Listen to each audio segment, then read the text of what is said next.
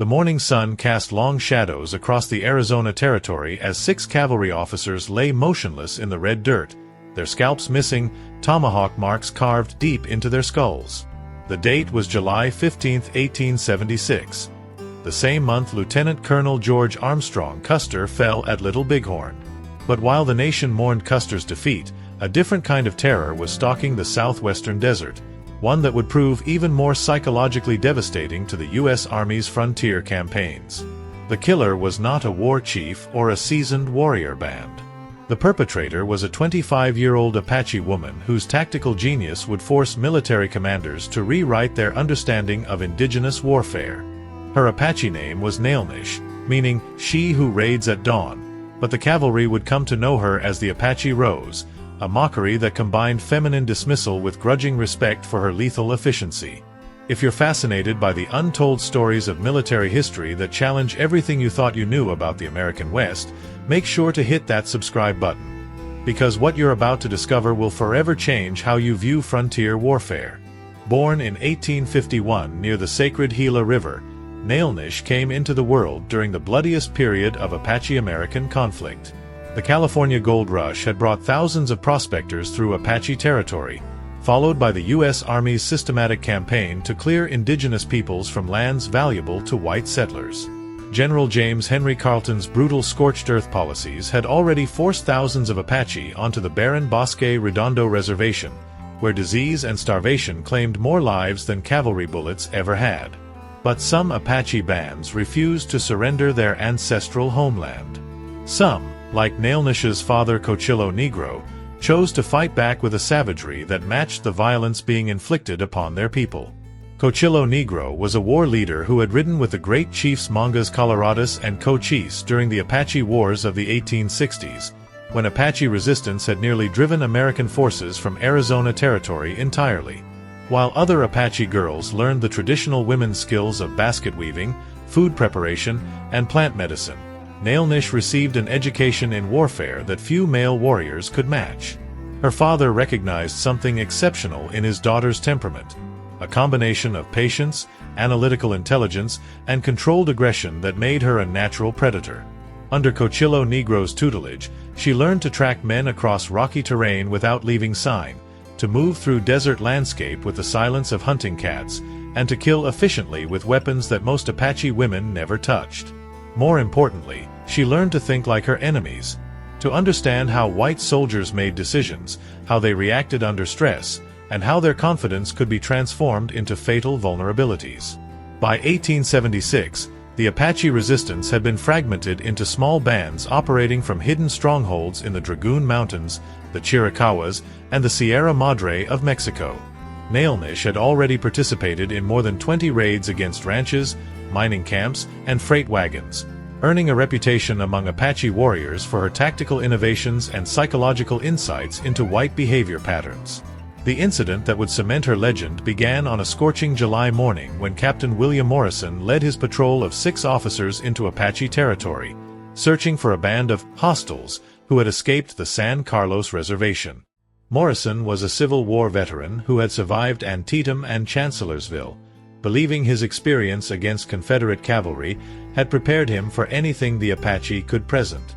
The patrol consisted of Morrison himself, Lieutenant James Crawford from Virginia, Lieutenant Samuel Parker from Maine, Sergeant Michael O'Brien from Boston, Corporal David Thompson from Ohio, and Private William Hayes from Pennsylvania, all experienced Indian fighters who had served multiple tours in Arizona Territory. They rode confidently through Canyon de Chelly, their Springfield carbines at ready, confident in their firepower and tactical superiority. They had no idea they were being studied from the canyon rim above, where a young Apache woman analyzed their movements with the methodical patience of a natural predator preparing for the hunt of her lifetime. Nailnish had been tracking Morrison's patrol for 4 days and 3 nights, moving parallel to their route through terrain that seemed impossible to traverse. She used techniques passed down through countless generations of Apache hunters, methods for reading landscape, weather patterns, and human behavior that had kept her people alive in the Sonoran Desert for over 1,000 years. The Apache understanding of warfare was fundamentally different from the European military doctrine that governed cavalry operations. Where American forces relied on formation discipline, superior firepower, and direct confrontation, Apache fighters used psychology, intimate terrain knowledge, and an almost supernatural ability to predict enemy behavior. Nailnish had perfected these traditional arts while adding innovations that impressed even veteran war leaders twice her age. Her weapons told the story of cultural adaptation under extreme pressure. She carried a U.S. Army regulation Tomahawk taken from a dead soldier at the Battle of Salt River Canyon in 1872, its steel head rehafted with seasoned oak and wrapped in rawhide for perfect balance. Her Winchester Model 1873 rifle had been captured during a raid on a freight train near Tucson, along with 200 rounds of .44-40 ammunition. Traditional Apache weapons completed her arsenal: a war club crafted from desert ironwood, a skinning knife forged from a cavalry saber, and a bow made from mulberry wood that could drive arrows through cavalry body armor at 50 yards. The psychological warfare tactics you're about to witness were so effective that they influenced U.S. Army counterinsurgency doctrine well into the 20th century. Drop a like if you want to see more stories about indigenous military genius that changed the course of warfare. But Nailnish's deadliest weapon was her understanding of how white soldiers thought under stress.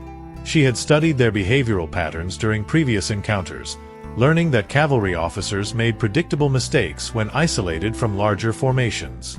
They became overconfident in familiar terrain, careless about perimeter security when they believed themselves safe, and psychologically vulnerable to attacks that challenged their assumptions about Apache capabilities. Morrison's patrol made camp in a box canyon that appeared tactically sound.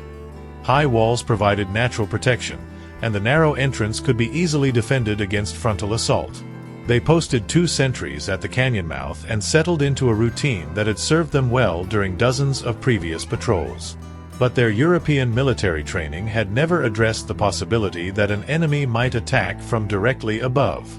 As darkness fell on July 14th, Nailnish began her approach, scaling the canyon wall with techniques learned from childhood games that had become deadly serious skills. Apache children routinely climbed cliff faces that would challenge experienced mountaineers, developing balance, strength, and spatial awareness that bordered on the supernatural. What seemed impossible to white observers was simply another day's movement through ancestral territory for someone raised in the vertical world of canyon country. From her position on the canyon rim, she could observe every detail of the camp below. The soldiers had built their fire too large, destroying their night vision and creating shadows that would conceal her descent. They talked too loudly, masking any small sounds she might make during her approach. Most critically, they had positioned their sentries to watch for threats coming from ground level, never imagining that death might descend from the star-filled sky above. Nailnish spent hours studying individual soldiers, learning their names from overheard conversations, identifying the chain of command, and calculating the precise sequence of kills that would maintain complete silence throughout her attack. She memorized the location of weapons, horses, and supplies, planning not just for the assault but for her escape route and the psychological impact her actions would have on future cavalry operations. Lieutenant Crawford talked about his fiancée back in Richmond, showing a daguerreotype to his fellow officers and speculating about their wedding plans after his current enlistment ended. Sergeant O'Brien complained about the heat and the inadequate rations, while Private Hayes wrote a letter to his mother in Pennsylvania, describing the desert landscape in terms that revealed his fundamental misunderstanding of the environment that surrounded him. Captain Morrison studied maps by firelight, marking potential Apache hideouts and discussing patrol routes for the following day. His confidence was absolute. He commanded experienced soldiers, possessed superior weapons, and operated with the full authority of the United States government behind him. The possibility that a single Apache woman might be watching from above, calculating his death with scientific precision, never entered his tactical considerations. As the night deepened and the soldiers settled into sleep, Nailnish began her final preparations, checking weapons, reviewing her attack sequence, and steeling herself for violence that would echo across Arizona territory for generations to come. The descent began at 2 o'clock in the morning, when human alertness naturally reaches its lowest ebb and even experienced sentries struggle against the biological imperative to sleep. Nailnish moved down the canyon wall with the fluid grace of water flowing over stone, each handhold and foothold selected with absolute certainty. Generations of Apache ancestors had climbed these same cliffs during war parties and hunting expeditions, and their accumulated knowledge flowed through her movements like ancestral memory made manifest. The night air carried the subtle sounds of sleeping soldiers, the deep breathing of exhausted men, the occasional snore, the rustle of bodies shifting position in bedrolls. But it also carried something else, the scent of fear that Nailnish had learned to recognize in her enemies. Despite their confident words and military bearing, these soldiers were afraid of the desert, afraid of the Apache, afraid of dying far from home in a landscape that seemed designed to kill white men. Her first target was Corporal Thompson, the sentry positioned nearest the horse line. He was a 5-year veteran of Indian fighting who had survived the Battle of Skeleton Canyon and 3 Apache raids on supply trains. But experience had made him complacent rather than careful, and he stood with his back to the canyon wall, watching for movement at the entrance while death approached from directly behind him. The tomahawk struck at the base of his skull with surgical precision, the blade angled to sever the spinal cord instantly while preventing any reflexive cry that might wake his companions. Thompson collapsed without a sound, his Springfield carbine clattering briefly against the rocks before Nailnish caught it, lowering both weapon and body to the ground with movements that made no more noise than desert wind stirring sand. The anatomical precision you're witnessing here was the result of centuries of Apache hunting traditions adapted for warfare. Make sure you're subscribed because we're revealing combat techniques that military historians are still studying today. The scalping process required both speed and ritual precision.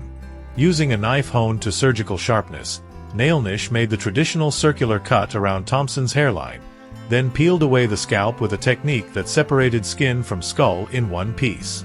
In Apache tradition, taking an enemy's scalp prevented his spirit from finding peace in the afterlife, but Nailnish understood that scalping also served a psychological warfare function that would terrorize every cavalry unit in Arizona territory. Private Hayes, the 2nd sentry, died with equal silence. His throat opened under Nailnish's blade before he could process what was happening, both carotid arteries severed in a single draw cut that dropped him instantly. The metallic scent of blood mixed with sage and creosote as she worked, but the desert had absorbed far more blood than this over the millennia of human conflict. Captain Morrison slept fitfully in his bedroll, dreaming of promotion boards and his comfortable posting back at Fort Leavenworth. He never felt the hand that covered his mouth, never saw the face of his executioner in the star-filled darkness. The tomahawk descended with the accumulated force of 25 years of training, splitting his skull like kindling and driving bone fragments deep into his brain tissue. Lieutenant Crawford awakened as Nailnish approached his position, some primitive survival instinct penetrating his exhausted sleep. His eyes opened to see a figure silhouetted against the night sky, a woman in traditional Apache dress, holding weapons that gleamed with fresh blood. For a moment, his mind refused to process the impossible sight. Apache women were supposed to be camp followers, not warriors. This violated every assumption his military training had taught him about indigenous gender roles. Crawford's hand moved toward his holstered Colt revolver, but Nailnish was faster than conscious thought. The tomahawk caught him in the temporal region before his fingers touched leather, the impact creating a skull fracture that killed him instantly while preventing any sound that might alert the remaining soldiers. Lieutenant Parker and Sergeant O'Brien died in their sleep, their deaths as silent as their comrades. Nailnish moved through the camp like a surgeon, each killing stroke placed with anatomical knowledge that would have impressed medical school professors. She had learned human anatomy not from textbooks but from years of hunting both animals and men, understanding exactly where to strike for instant, silent death. The entire attack lasted less than 15 minutes, but each moment was calculated to maximize psychological impact while maintaining operational security. By the time the desert dawn began to lighten the eastern sky, 6 experienced cavalry officers lay dead, their scalps taken, their weapons confiscated, and their bodies arranged in a pattern that would send an unmistakable message to anyone who discovered them. Nailnish worked methodically through the camp, selecting ammunition, food supplies, and intelligence materials that would prove valuable to Apache resistance fighters. Morrison's patrol had been carrying dispatches about troop movements and supply schedules. Information that would help other Apache bands avoid cavalry sweeps and plan their own raids more effectively. Before departing, she arranged the bodies in a ceremonial circle with their weapons stacked in the center, a traditional Apache symbol that transformed the massacre site into a battlefield monument. This wasn't random violence or opportunistic murder. This was warfare conducted according to ancient protocols that white military observers were only beginning to understand. 3 days of desert silence passed before Major Thomas Ridgway arrived with his search party, following the circling buzzards that had gathered over Canyon de Chelly like harbingers of military catastrophe. Ridgway was a 20-year veteran of frontier warfare who had fought Apache bands from the Gila River to the Mexican border, but nothing in his experience had prepared him for what awaited in the Box Canyon. The stench hit them first, the sweet, cloying odor of decomposition accelerated by desert heat and the feeding activities of scavengers. But it was the deliberate arrangement of the bodies that stopped Ridgway's patrol in their tracks. 6 cavalry officers positioned in a perfect circle, their missing scalps creating grotesque patterns of exposed skull bone, their weapons stacked with military precision in the geometric center of their formation. Sergeant Major Patrick Kelly, Ridgway's senior non-commissioned officer, had served in the Union Army during the Civil War and witnessed the aftermath of Shiloh, Gettysburg, and the Wilderness Campaign. But even his battlefield-hardened sensibilities were shaken by the clinical precision of the kills. Each man had been dispatched with a single, perfectly placed blow that spoke of exceptional anatomical knowledge and cold tactical calculation. The forensic analysis that follows helped reshape U.S. Army understanding of Apache warfare capabilities. Hit that notification bell so you never miss stories about military history that challenged everything commanders thought they knew about indigenous combat tactics. The investigation revealed details that grew more disturbing with each discovery. Tracks showed that the killer had moved through the camp multiple times during the attack, suggesting either supernatural stealth capabilities or extraordinary confidence in remaining undetected.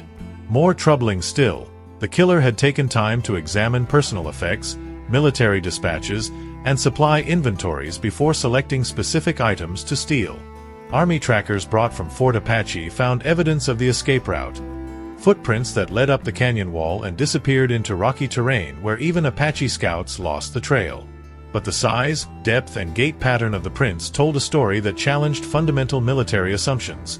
The killer was a woman, probably weighing less than 130 pounds, who had somehow scaled vertical rock faces and overpowered 6 armed cavalry officers without firing a shot or making enough noise to wake anyone. Lieutenant Colonel George Crook, commanding the Department of Arizona, arrived from Tucson within the week to personally examine the massacre site. Crook was considered the Army's foremost expert on Apache warfare, having developed many of the tactics that had successfully forced Apache bands onto reservations throughout the 1870s. But the Canyon de Chelly incident presented tactical problems that his conventional military expertise couldn't explain. The psychological implications were as troubling as the tactical ones. Morrison's patrol had been composed of experienced Indian fighters who understood Apache capabilities and had successfully completed dozens of similar missions. Their confidence in established military procedures had been so complete that they had never considered the possibility of attack from above, never imagined that Apache warfare might include innovations that exceeded their defensive preparations.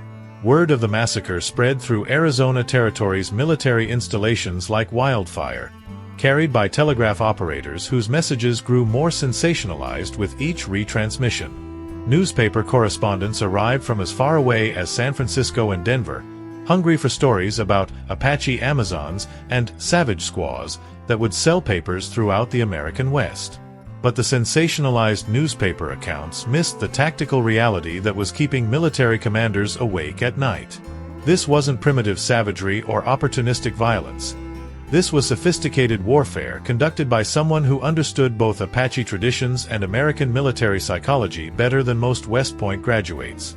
The intelligence materials stolen from Morrison's patrol included detailed maps of cavalry patrol routes, supply schedules for 3 different forts, and correspondence about planned operations against Apache strongholds in the Dragoon Mountains. Within days of the massacre, Apache bands throughout southeastern Arizona seemed to anticipate cavalry movements with uncanny accuracy. avoiding contact when they were outnumbered and striking supply trains at precisely the moments when they were most vulnerable. General August Kautz, commander of the Military Division of the Pacific, quietly ordered a complete review of frontier security procedures, acknowledging in classified correspondence that a single Apache woman had effectively neutralized cavalry operations across a territory larger than many eastern states. The psychological warfare implications were clear.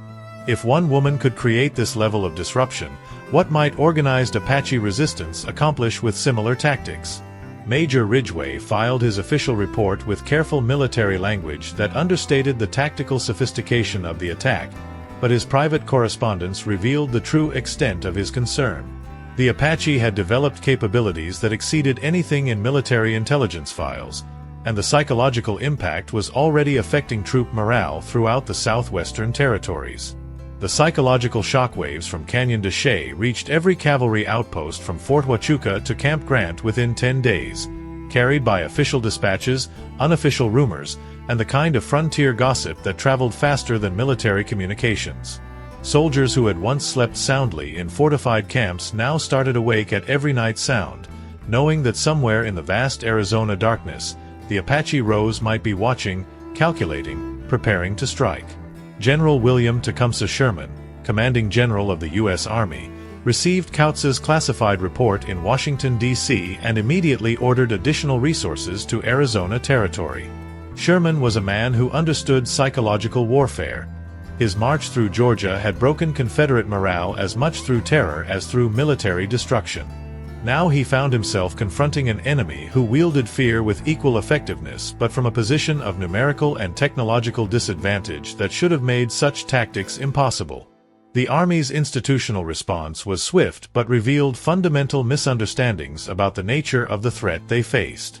Patrol sizes were doubled, creating larger formations that were actually easier for Apache scouts to detect and avoid.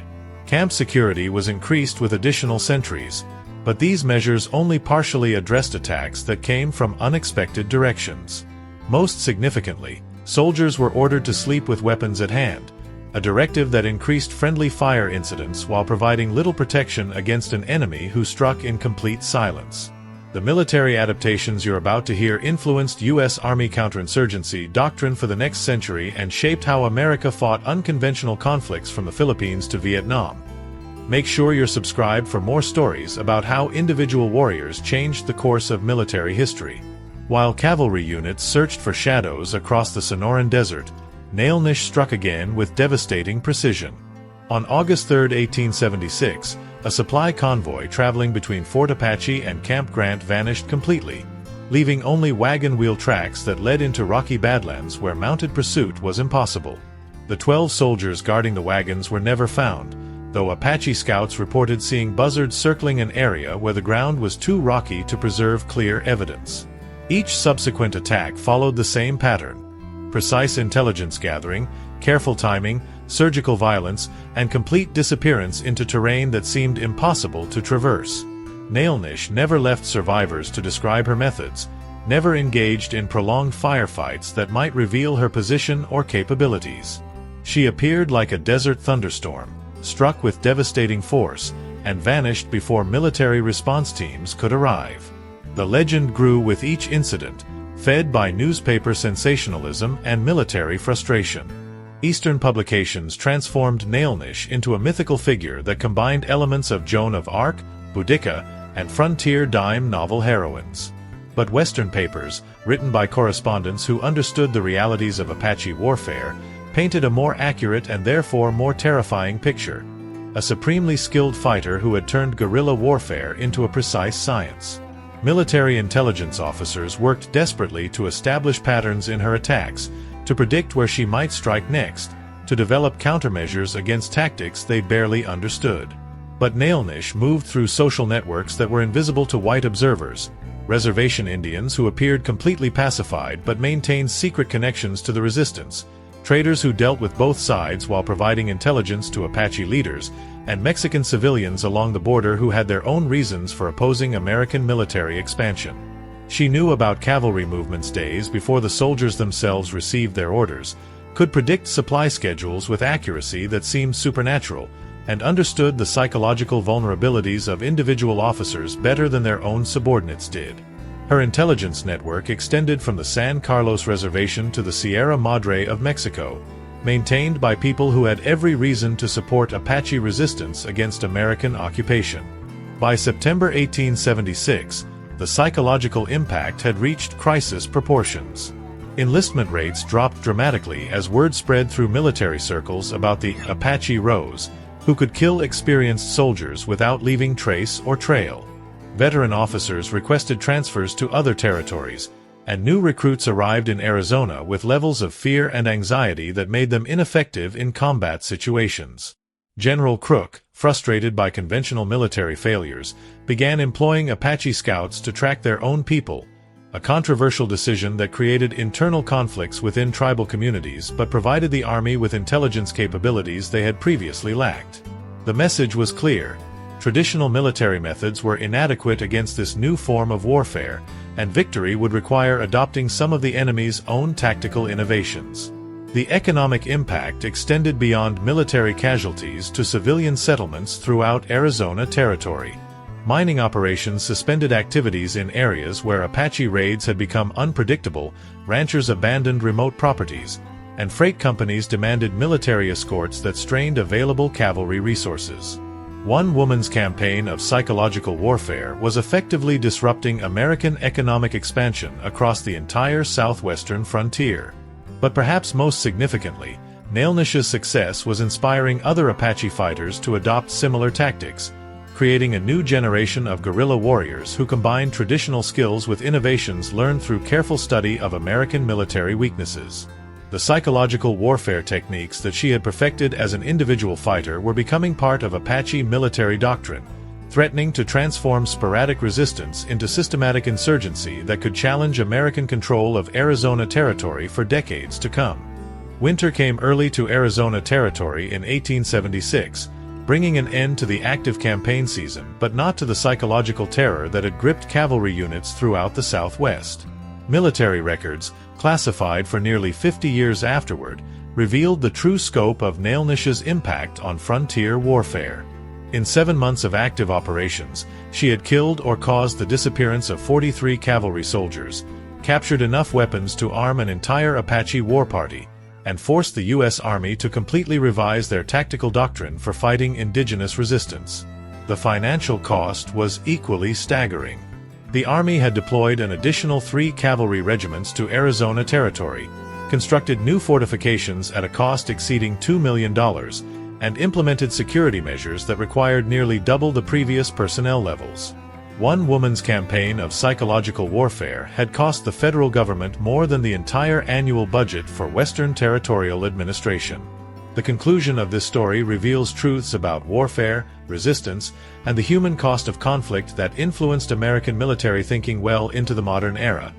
Make sure you're subscribed because we're uncovering the hidden histories that shaped how America fights unconventional wars even today. But legends, like all wars, extract their own terrible price from those who create them. The constant pressure of being the most hunted individual in Arizona Territory, combined with the psychological isolation of conducting solitary warfare against an entire military system, began to erode even Nailnish's extraordinary resilience. Apache oral tradition, preserved by tribal historians and confirmed by military intelligence reports, suggests that by early 1877, the strain of maintaining her campaign was becoming unsustainable. The bounty on her head had reached $5,000. An enormous sum that attracted every professional tracker, scout, and bounty hunter in the American West. More dangerously, the Army had begun employing Apache scouts from rival bands, warriors who possessed the same terrain knowledge and tracking skills that had made her so effective. The psychological advantage that had been her greatest weapon was slowly being neutralized by enemies who understood her methods because they shared her cultural background. Apache oral tradition tells us that Nailnish's war ended not in a climactic final battle, but in a moment of quiet recognition that even the most successful resistance must eventually confront the mathematics of attrition. Sometime in February 1877, she appeared at the San Carlos Reservation, walking out of the desert like a ghost returning to the world of the living. She carried no weapons, bore no war paint, and spoke to no one about the forces that had driven her to surrender. Military records show that an Apache woman matching her description was processed into the reservation system on February 14, 1877, assigned identification number 247 rather than a name, and disappeared into the bureaucratic machinery designed to erase indigenous identity and transform warriors into agricultural laborers. Whether this woman was truly Nailnish remains a matter of historical debate that continues among scholars today. What is certain is that Apache raids matching her distinctive tactical signature ceased completely after that date, and the psychological terror that had paralyzed cavalry operations gradually diminished as months passed without new incidents. The Apache Rose had taught the U.S. Army lessons that would influence military doctrine for generations. Her tactics were studied at West Point by officers who would later fight in the Philippines, World War I, and beyond. The concept of asymmetric warfare, using superior knowledge, unconventional tactics, and psychological operations to overcome a larger, better-equipped enemy, became a cornerstone of modern military thinking that shaped how America approached conflicts from Vietnam to Afghanistan. Colonel John Burke, who served as General Crook's aide-de-camp during the Apache campaigns, wrote in his memoirs that Nailnish had demonstrated capabilities that exceeded anything in our military experience and challenged fundamental assumptions about the nature of warfare itself. Her innovations in psychological operations, intelligence gathering, and guerrilla tactics influenced American military doctrine well into the 20th century. But perhaps more importantly for historical understanding, Nailnish's story illuminates dimensions of the Indian Wars that official histories often overlook or minimize. She wasn't a savage or a terrorist in any meaningful sense. She was a supremely skilled military professional fighting to defend her people's way of life against an invasion that sought to erase both their culture and their physical existence from the American landscape. Her 7-month campaign demonstrated that individual courage, tactical brilliance, and intimate knowledge of local conditions could challenge even the most powerful military force in North America. In an era when indigenous resistance was routinely portrayed as primitive and doomed to inevitable failure, she proved that Native American fighters could not only match their enemies in military science but could exceed them in tactical innovation and strategic thinking.